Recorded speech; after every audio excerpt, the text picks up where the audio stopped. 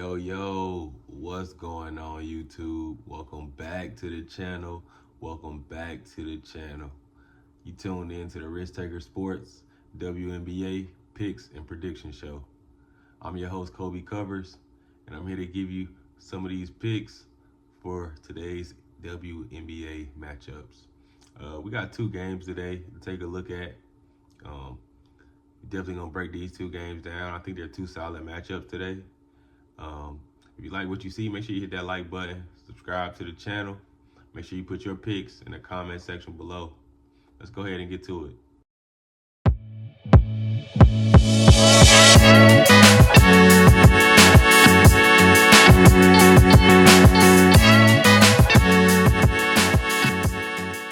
Before we get to today's slate, we definitely want to recap yesterday and the picks we took yesterday.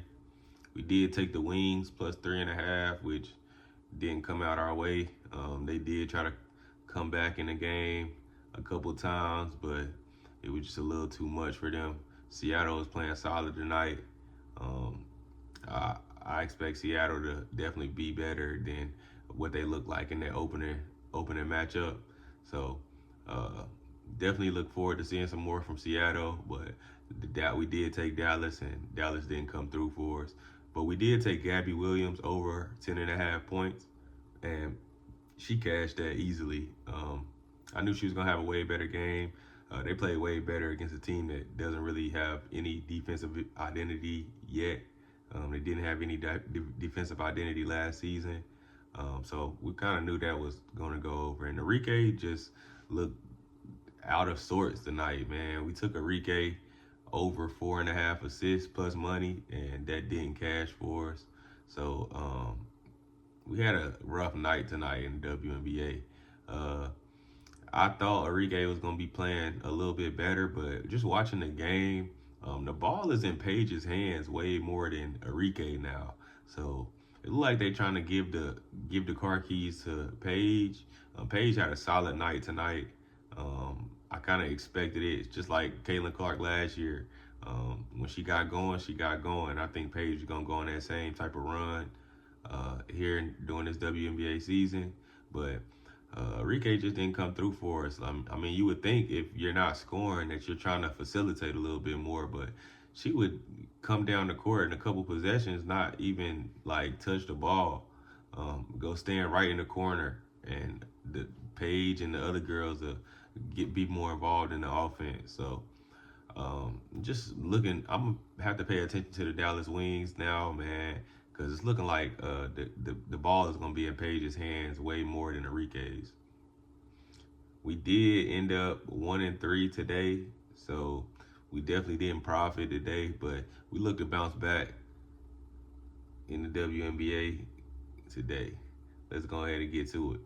This should be a shorter video today. In our first matchup, we'll take a look at the Aces and the Sun. This line opened at 12.5, with the Aces being the road favorite. And I think it's for good reason. This Sun team is pitiful. I don't expect anything from them this season, like I've been saying all before the season even started. The over and under sits at 166.5. It opened at 179.5 and dropped all the way to 166.5. So I'm a little curious on that one. I was already thinking over in this matchup, and it just got me thinking over even more with the line dropping that much. I still think the Aces are able to get active and able to score the basketball. But when we look at the spot for the Aces, it is the second game of a 3-game road trip for them. They are on 2 days of rest. They've probably been in Connecticut since Sunday, so they had some time to chill. I'm pretty sure they got some time to get acclimated to the gym. So they should be able to hit some shots tonight, I think. Looking at the Suns, they're back up at home. They are on 1 day of rest as they played on Sunday. And they dropped their first game to the Mystics at home. But the Mystics are 2-0 right now, so I don't really know what to tell from that right there, because the Mystics look pretty good, and they don't have two key players yet. So I expect a lot from the Mystics this year now. Seeing them play like that, I can't wait to see Aaliyah Edwards and Shakira Austin rejoin that team when they get healthy. Overall this season, both of these teams are 0-1. They both are 0-1 against the spread, and they both are 1-0 to the over. So, man, it's just swaying me more and more and more to the over, man. This matchup. A'ja Wilson is the key for the Aces. Until somebody stops her, I'm going to still be looking A'ja Wilson's way this season. But this Aces team is going to need a little bit more help from their reserves. Got to get some scoring for them and find somebody that's going to be able to come off the bench and score for them. They did have some solid contributions on the defensive end, but I think that offensively they're gonna have to get some guys off the bench to be able to put the ball in the basket. They need to get Jewel Lloyd to get right in this matchup, man. She was 2 for 10 in the first matchup against the Liberty, but I think she has a way better game here. She's able to knock down shots, get more comfortable with this group. Chelsea Gray also looks solid, able to facilitate like she does, handle the ball, and just does what she does. She looked good in that first meeting. It's tough though for this Aces team, man. It's gonna be tough to compete with that Liberty and the Lynx and things like that, man. Those are some solid teams to be having to compete with. So it's a little tough stretch for them to be able to make a run to the finals and win a championship this season. Over on the Suns side, they allowed the Mystics to score 90 points. So I definitely have a defensive concern with this Suns team. If they allowed the Mystics to score 90 points, I expect the Aces to be able to get in the 100s in this matchup. Tina Charles did have 23 and 10 in the first matchup. She's gonna have to play big for this Sun team. Her and Mabry, they're gonna have to be the keys to this team and be able to be the ones to score for this team and lead this team. But after that first game, it's hard for me to even trust Mabry. I haven't really trusted Mabry since she was with the Sky. She gives you something one day, and then the next matchup she doesn't score anything or goes 0 for 3 or 0 for 5 from 3. So it's really tough to put my money on Mabry as a player. Like I try to look opposite of her direction if I see her, or take her under. But I just really want to stay away from her at all, man. So I don't even want to mess with her. They will need to be able to find some scoring from the guards, man. I think the Aces post defense is pretty solid, so it's gonna be hard for Tina Charles to get that 23 points and 10 rebounds like she did in the first matchup. Like the Mystics, like I said, were missing 2 key bigs. So if they had those 2 bigs in the game, along with winning the game, I don't think Tina Charles would have had a 23 and 10 type of game. So when I look at this game, though, like the Suns' defense is my concern. Jewel Lloyd, I'm expecting her to play a lot better, and I just don't know who on this Suns team is gonna be able to stop A'ja Wilson. So I'm definitely looking the Aces way.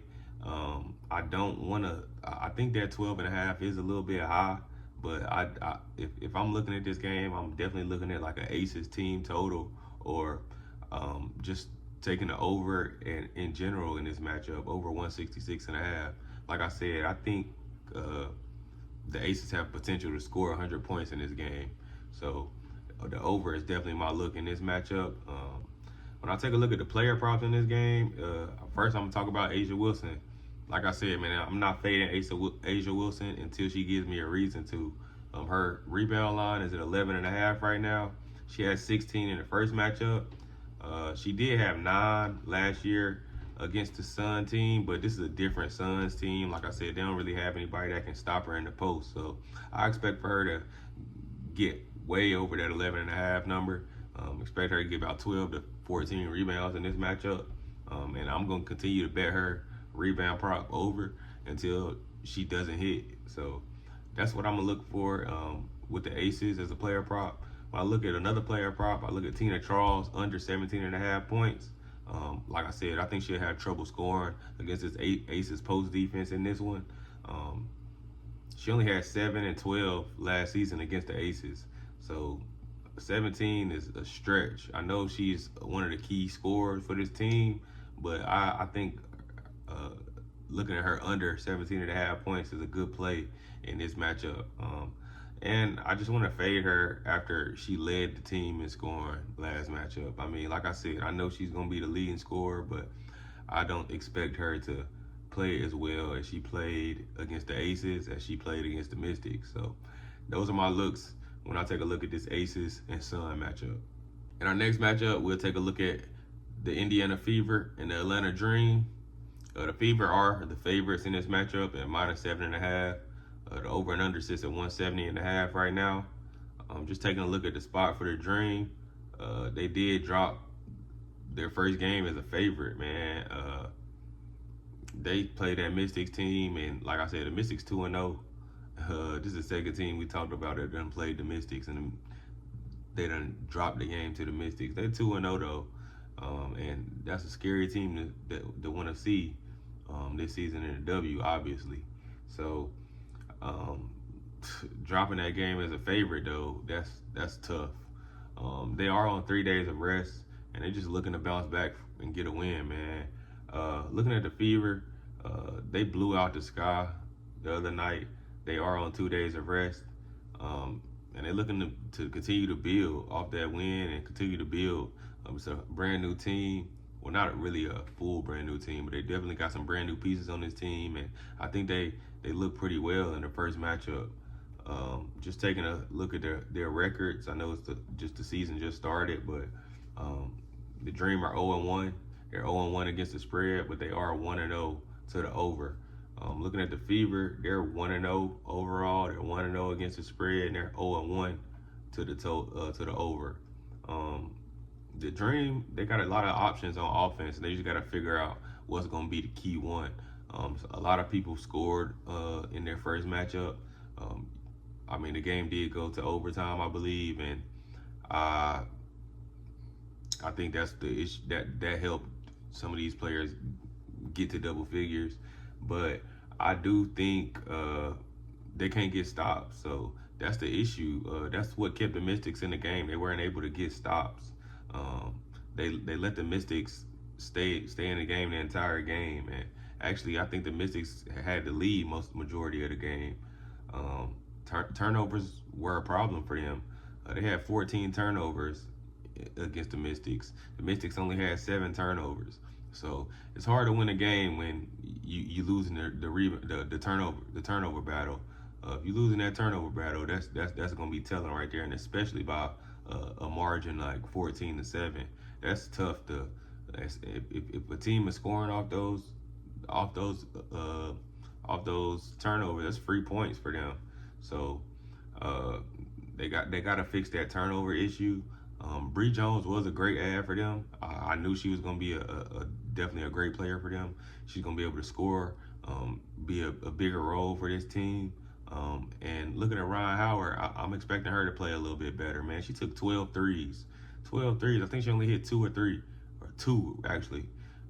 So I expect her to play a lot better. She got to be able to get to the rack, man. Or don't settle for the 3. Get to the mid range. Find her spots on the floor so she can get buckets. She's definitely a bucket getter on this team, and I don't expect her to have a bad game like she had in the first matchup. I think she definitely plays a lot better. Looking at the Fever are a tough team to play. They got a lot of stars on this team. A lot of players that can put the ball in the basket, and that's telling because all their starters, except DeWanna Bonner, who didn't play well at all, they were in double figures. And DeWanna Bonner still finished with like 7 points. Caitlin Clark had a triple-double. First game of the season, triple-double. That's looking scary for the WNBA right now. I expect her to have another solid game. Not specifically in the scoring category, but definitely like controlling the game, being a playmaker, getting rebounds and things like that, assists. I expect her to continue to play well. It's a tough team to guard, man. They got many options. Like I said, If you want to lock down Caitlin Clark, then Kelsey Mitchell gonna get off. You want to lock down Kelsey Mitchell, then Caitlin Clark gonna get off. You want to lock down both of the guards, then we can find DeWanna Bonner, get her some buckets in the paint. Aaliyah Boston, get her some buckets in the paint. So it's several options on this Fever team, and it's tough. That's tough to guard when you got several options, even from the guard spots and from the post positions. So I think it's gonna be a little bit too much for the Dream in this one. Like I said, man, I ain't really high on the Dream. I know they got Brittany Griner and everything like that, but I'm not really too high on this Dream team, man. They got to show me first, and they really didn't show me anything in that first game. They showed me that they don't want to play no defense. That's what they showed me. I do think the 7.5 is a little high. Like I said, I think the Atlanta, they don't win this game at all, but I do think they're able to keep it close, keep it within two possessions. So I think they can definitely cover the 7.5 spread. The Dream have solid post players, they do, and Brittany Griner and Bree Jones. Just gotta expect them to play better and be able to be an impact player, and help this Atlanta Dream team actually win games. But I'm definitely gonna take the plus 7.5 here with the Atlanta Dream. Like I said, I think they keep it close. I do think the Fever win the game, but ultimately I think Ryan Howard plays better.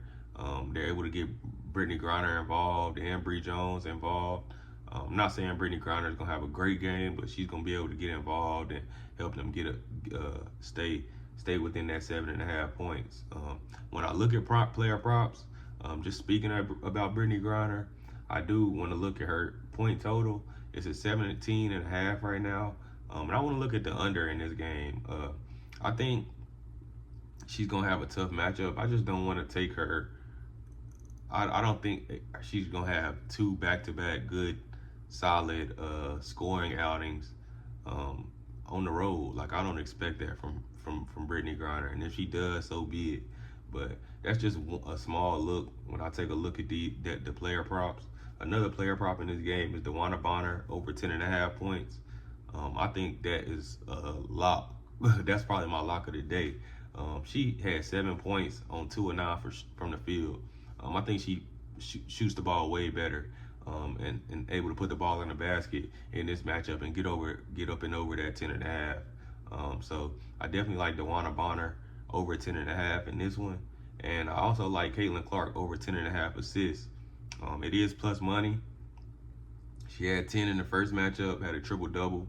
Like I said, I think she has a solid game, not in the scoring category, but I do think she has a solid game facilitating, and I think she's able to get over that 10.5 assists. So those are my looks at player props in this matchup, and like I said, the plus 7.5 with Atlanta is definitely my look in this matchup.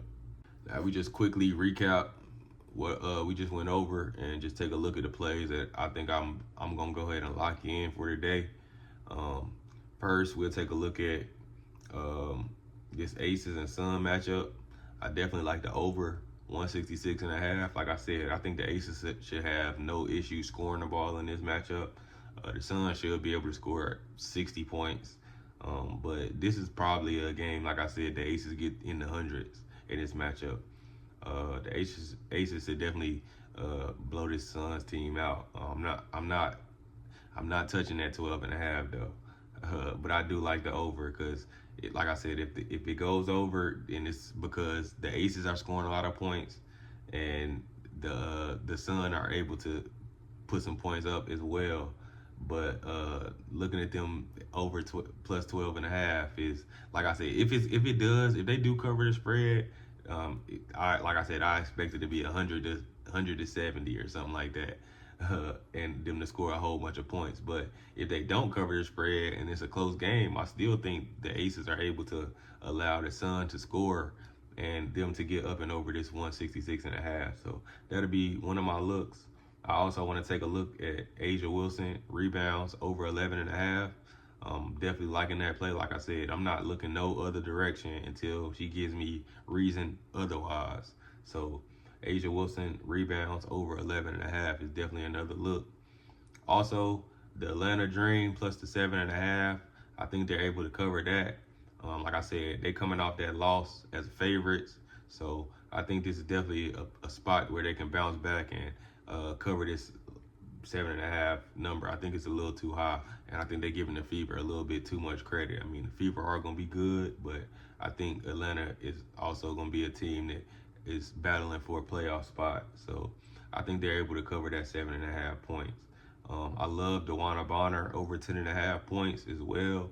I think she's able to get up and over that total. Like I said, she had 7 points on 2 of 9 from the field. So I think she's able to get up over that number, over that 10.5 in this matchup. And lastly, I'll take a look at Caitlin Clark for plus money. Over the 10.5 assists. Like I said, I think she's going to be a facilitator in this matchup. She's still going to be able to score about 15 points, but I think she's able to get about 15 points, 12 assists, 8 rebounds or 6 rebounds. I think she's able to get up and over that 10.5. So definitely take those and take a look at those plays right there. When I take a look at the leans, though, some things I'll be thinking about that I probably won't play on, but I do like Tina Charles under 17.5 points, and also Brittany Griner under 17.5 points. I just think they struggle a little bit in their second game. Tina Charles, like I said, she is the key guy, or key lady, I should say, for that Sun team. But I think she just has a little trouble scoring in the post against that Aces defense. And same thing for Brittany Griner. I think she struggles a little bit playing against those athletic, more athletic, I should say, bigs than she is in the Indiana Fever. So those are my looks for today, and I hope y'all lock in with me, and we'll discuss it tomorrow and see if we can come out winning. As always, man, I appreciate you guys locking in with me. It's the Risk Taker Sports WNBA Picks and Prediction Show presented by Colby Covers. If you like what you see, make sure you hit that like button, subscribe to the channel, and make sure you put your favorite picks in the comment section below. Hey, make sure y'all betting responsibly, but always stay risky. I'll see y'all on the next one. Peace.